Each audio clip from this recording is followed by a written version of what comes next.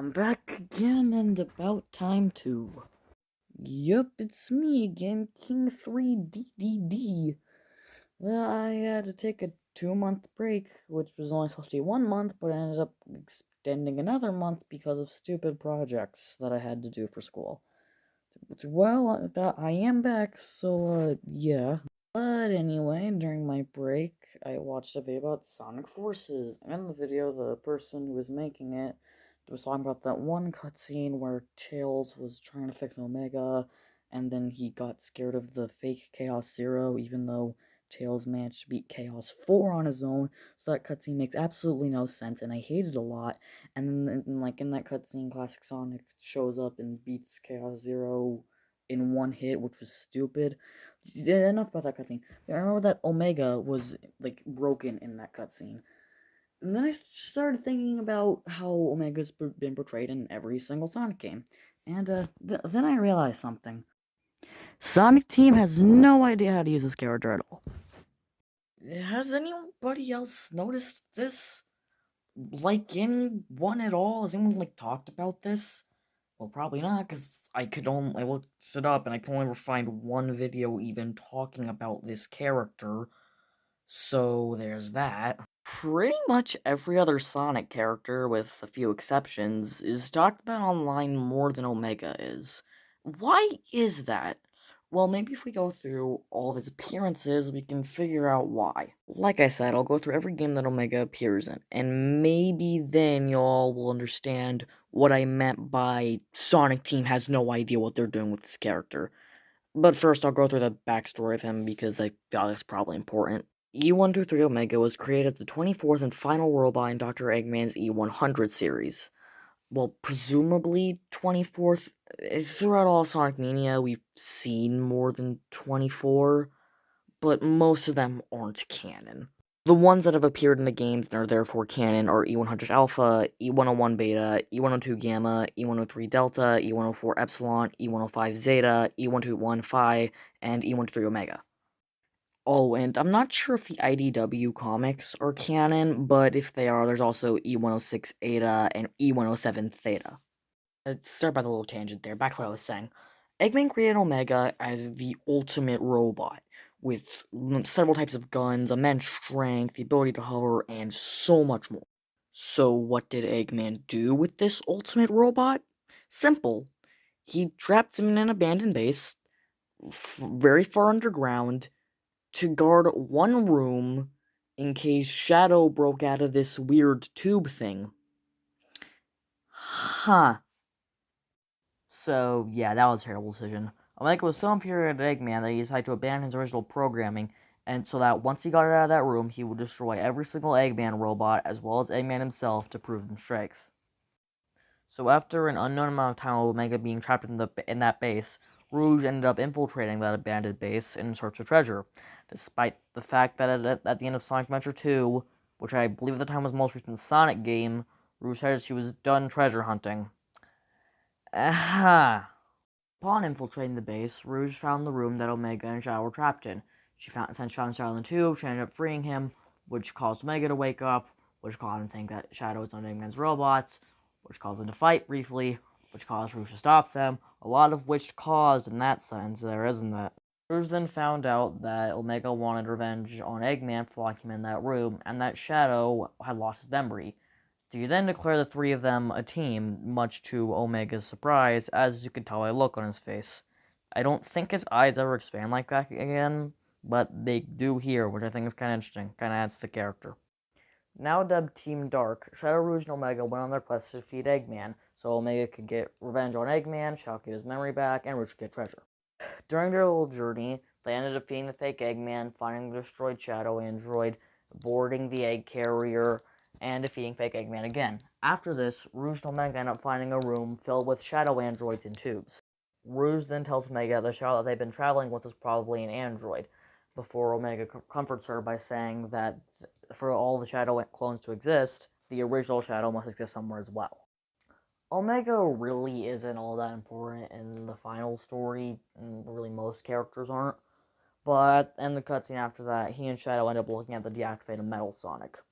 The next game to release after Sonic Heroes was Sonic Battles. Naturally, Omega would appear there. Psyche only gets mentioned. Yeah, that's pretty weird.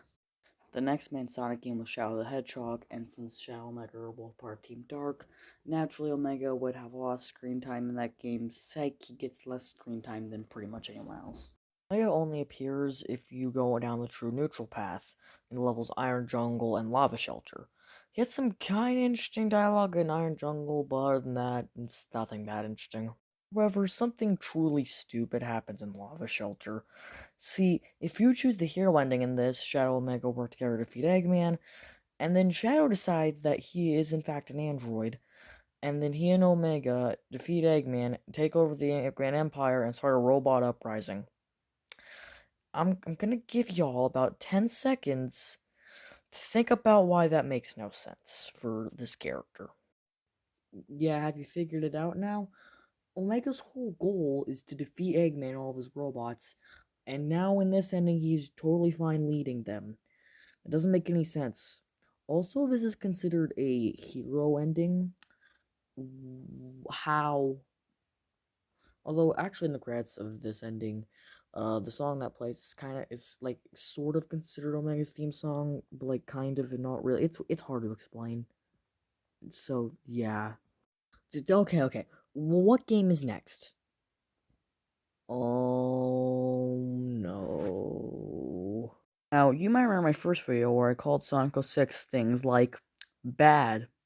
Now that I think about it, my first two videos are about bad Sonic stuff. It's actually pretty weird. Now, I'm sure you're expecting me to complain now, but no. Omega and the rest of Team Dark were unironically the best part of that game.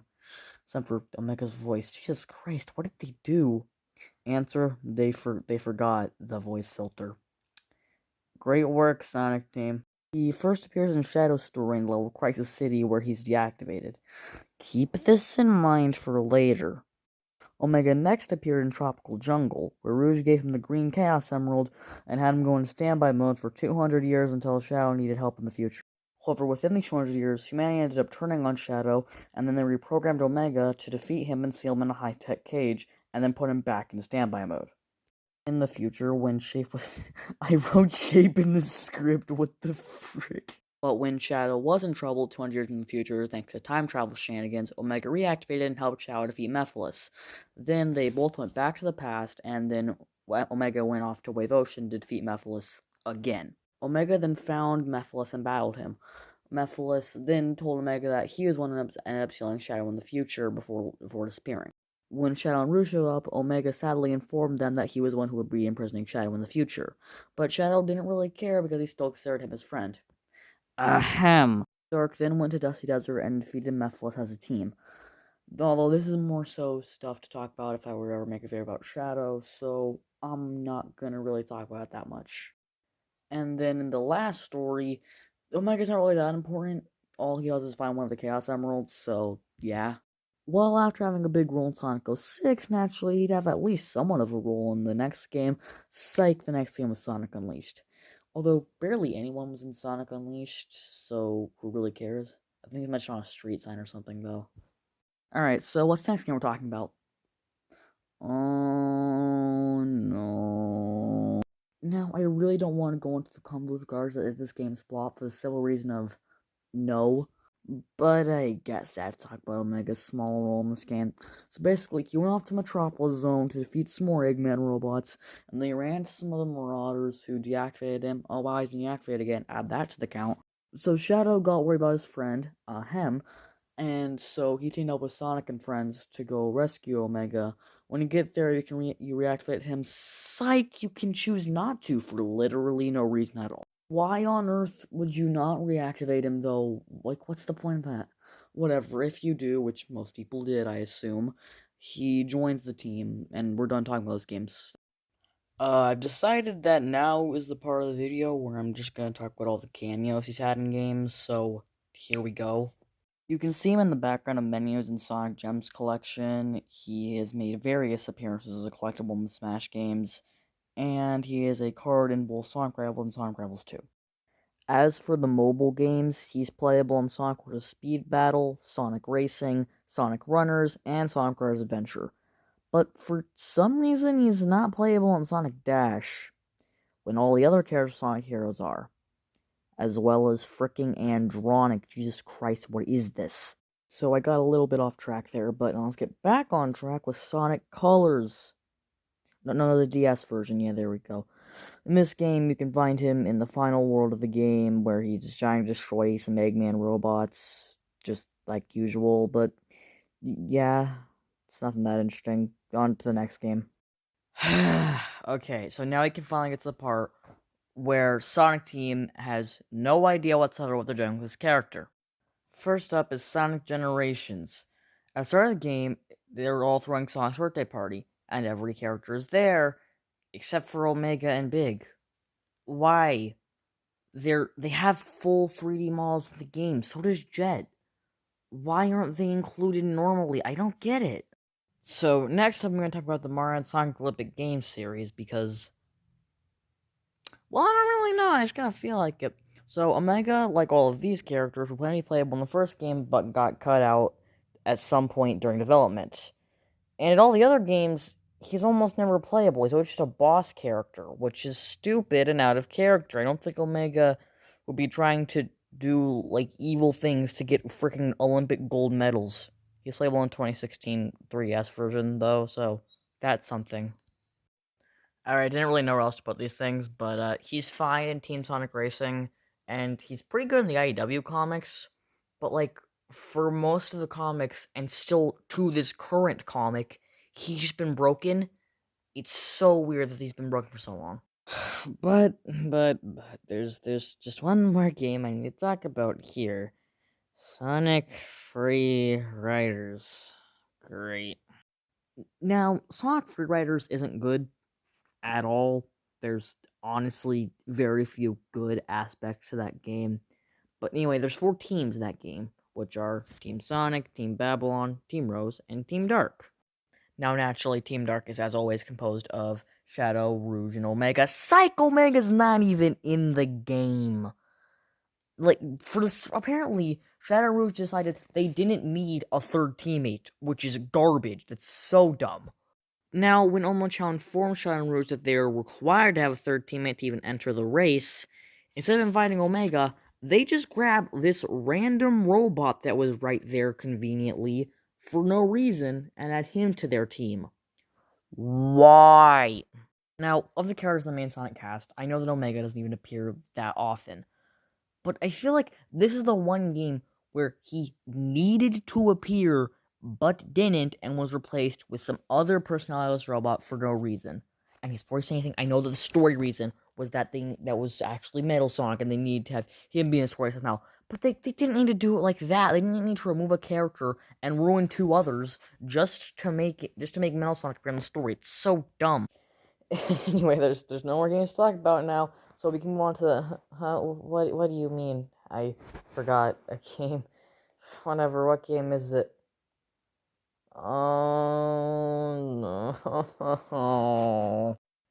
Okay, so I know it's not a hot take to say that Sonic Forces is the second worst Sonic game, only being worse than this monstrosity. But Sonic Forces is the worst Sonic game and is only better than this monstrosity. So yeah, I don't think any of the characters in this game are particularly good at all. Let's just talk about Omega now because that's what this video is about. Well, what do you know? So Omega appeared with Rest Team Dark in episode Shadow, and Rouge tasked him with infiltrating an Eggman base.